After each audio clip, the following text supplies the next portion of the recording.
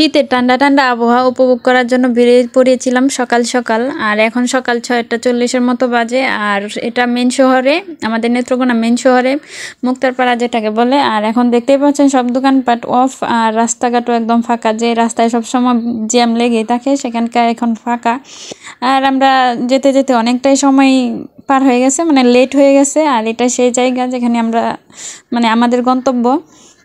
তো আমাদের গন্তব্যে যেতে অনেকটাই লেট হয়ে গেছে, গিয়ে কিছুই পাই নাই। ভাবছিলাম যে খেজুরের রস পারবে, দেখবো এরকম কিছু, কিন্তু তারা আমরা যাওয়ার আগেই খেজুরের রস পেরে নিয়ে গেছে। এই যে খেজুরের রস নিয়ে একদম জালে বসিয়ে দিছে।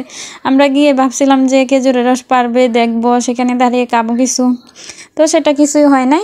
গিয়ে অবশ্য রস খাইতে পারছি, ছিল আলাদা, তারা এক্সট্রা রাখছিলাম, যারা আসতেছে তাদেরকে মানে খাওয়ার জন্য দিতেছে আর কি।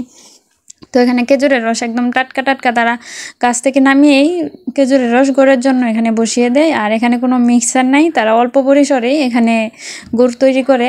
গুড় বলতে এটা মানে তরল গুড় বানাবে। আর তরল গুড় আমিও কিছুটা নিয়ে আসছি।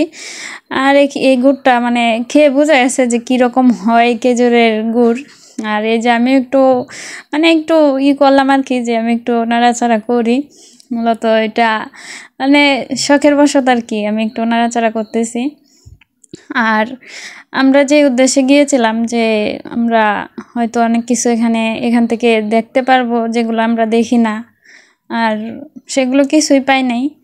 তবে এই যে এখানে আমি বাবুর্চিগিরি করতেছি, যেটাকে বলে মানে গুড় বানানোর বাবুর্চি। এটাকে কি বলে আমি নিজেও জানি না, কিন্তু এই বিষয়টা আমার খুব ভালোই লাগছিল। আর এই যে সাইডে যে উনি দাদুই ডাকলো সবাই, তো আমি বলতেছি যে দাদু, উনি দেখতেছে আর কি জানি বলতেছিল, আমার মনে নেই ঠিক।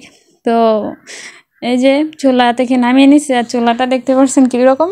আমি দাঁড়িয়ে দাঁড়িয়ে বলতেছি যে এই চুলায় তো একটা মুরগি নিয়ে আসলে তো কাবাব বানিয়ে ফেলতাম, তো ভুলেই করছি, মুরগিটা না নিয়ে যে নামিয়ে ফেলছে গুড়। আর যদি তারা শক্ত হাঁড়ি গুড়টা বানাইতো তাহলে আরও একটু নাকি গাঢ় করতো, যেহেতু তরল গুড়। এটা এভাবে নামিয়ে নিচ্ছে, এটা ঠান্ডা হওয়ার পরে আরও কিছুটা ঘন হয়ে যাবে। আর কালারটা দেখেন কি সুন্দর, আমি তো কালার আর গ্রাম দেখে একদম পাগল হয়ে গেছি। তো এই যে এখানে চেকে নিতেছে। আর যেহেতু ওনাদের রস কম, গুড়ের এটাও কমেই, আর গুড় যতটা হয় তারা আশেপাশে বিক্রি করে দেয়, যে এমন না যে তারা অর্ডার নিয়ে বিক্রি করে, এরকম কিছু না। আর আমরা যেহেতু গেছি তাই ভিডিওটা করলাম এভাবে, কিন্তু এটা কোনো মানে অর্ডার নেওয়ার জন্য বা কিছু এরকম না, আমরা জাস্ট ভিডিও করলাম, আমাদের ভালো লাগা থেকে আমরা ভিডিওটা করলাম আর কি।